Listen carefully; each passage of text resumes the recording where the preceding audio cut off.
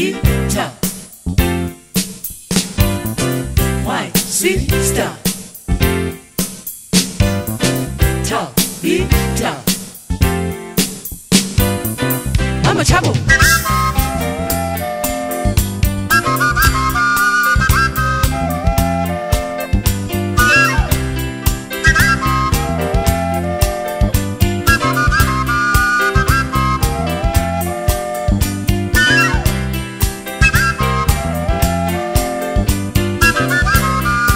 I would like to know who was the first person in white group who started to rule the white people to group to according to the racial groups. Who was the first person in white people? In 1948, when the Nation's Party took place, took part for an apartheid, the black people vote at that time. No, black people were excluded forever. Yes, many similar questions like that by young black children asking who the first white was who started to discredit, segregate the black people, and they all link it to 1948. They all believe that this for the first time happened in 1948 and not hundreds of years back. But in the South African context, let us look at the period 1857 to 1910. Let us have a look at the impact of what happened during that period. Of importance though during this period is the legislation that was passed in order to maintain control over that black cage. 1857, the Kaffir's Pass Act. Here we have the first act of needing black males to carry passes. The Kaffir Employment Act, restricting where they could work and how they could work. Then 1870, an act that still hurts a lot of people, was the Cattle Removal Act, which allowed authorities to remove cattle during that period and for periods right through until today where they wish to remove people's cattle. 1879, the Native Locations Act, a precursor to the control over black people right from their rural location into the urban location. In 1909, the Union of South Africa Act. What a lot of us miss in that period, 1899 to 1909, is to what extent black people were removed of rural areas where they had their form of sustainable farming, their cattle, their crops, and moved into what we whites saw as these magic villages, what a lot of our black communities still talk about in terms of their village. But it was nothing more than moving the black people off sustainable agricultural property into rural locations that today are known as villages, unsustainable little pieces of ground that they were put onto. So by 1909, when the Union Act came into power and the formation of the Union, all of that had already been done.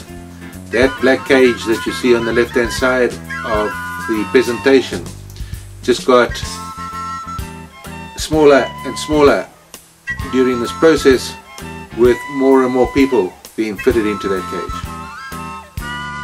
Then we look at the period 1910 to 1947, during the Union of South Africa, the pre-apartheid era.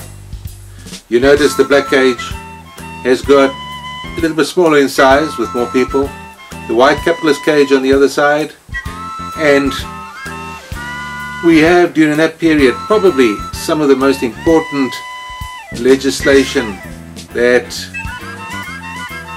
has impacted on this country and segregated the blacks from the whites and disadvantaged and isolated the blacks.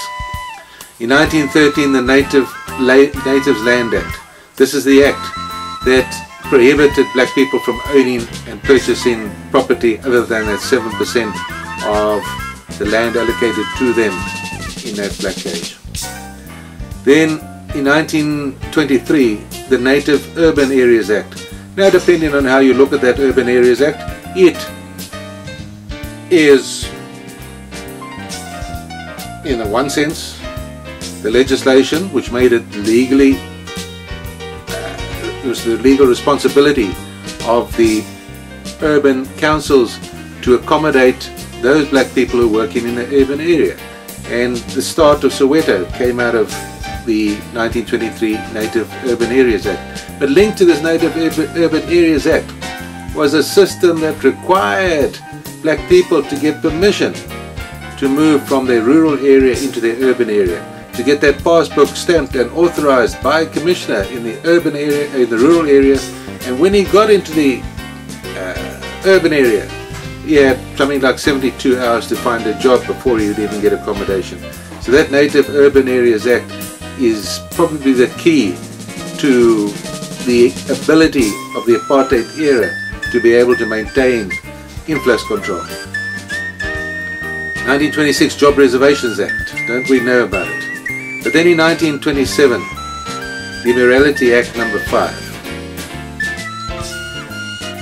I'm going to talk a little bit more about the Immorality Act on its own outside of this, but what's important was that in 1927 the Immorality Act was first introduced as legislation into our country. And in 1934 the Slums Act, which had the impact of moving those people living in various squalor conditions around Johannesburg into the isolation of what was to become Soweto, starting from 1932 to 1935. Then we have the Apartheid era, 1948 to 1994. Capitalist white cage still there, only that the capitalist white cage embraced the Nationalist Party, brought them into that structure, brought them into controlling and looking after the wealth in that capitalist sector. Not to say that Cedric was not born into that capital cage in 1947. I got there before the apartheid system. On the left hand side, that black cage. Now, over that period, 1948 to 1950, didn't take much more than 1952, became the Swart and the Rooi Gevaar.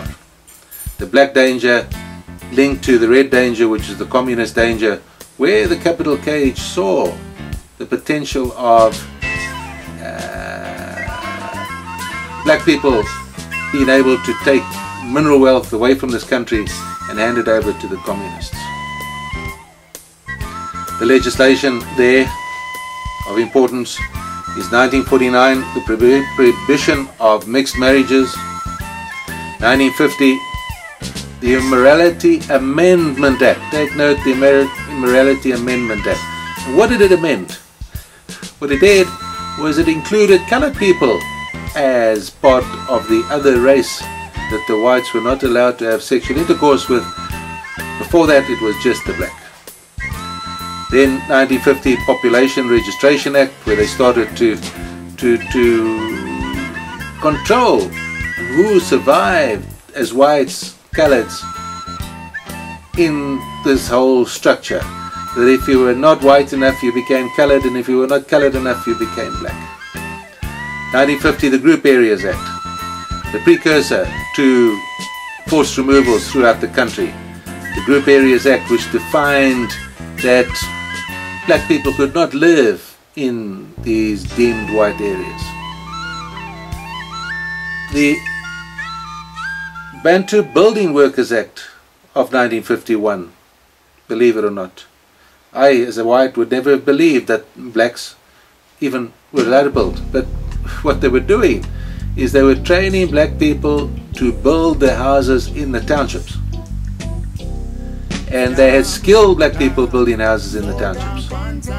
But what they did not want was those black people to move and go and apply their trade in the white area at all. So we had a lot of skilled black people in the 1930s, 40s, 50s, builders, who were trained, but who were restricted from start moving to build in the white areas. The Bantu Authorities Act, 1951. The Natives Act, the Pass Laws, 1952. That's the start of what we know as the Pass Laws, but these Pass Laws come right back from that 1857. But the most critical one that's hurting the country today is the Bantu Education Act. Then in 1950, there was 1953, the Separate Amenities Act, and 1967, the Terrorism Act, where they could detain people for unlimited times without going to trial. And then by 1970, the Bantu Homeland Citizens Act, which virtually took away citizenship, South African citizenship of black people, and allocated them to indigenous areas that they may have come from, they may not even necessarily have come from. So we have a history that can be attached to a lot of critical moments in our life,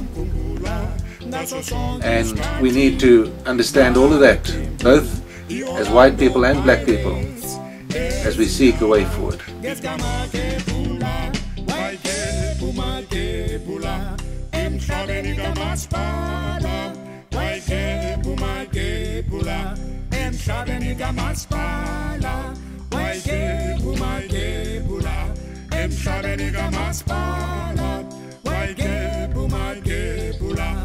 Emhlabenika masipala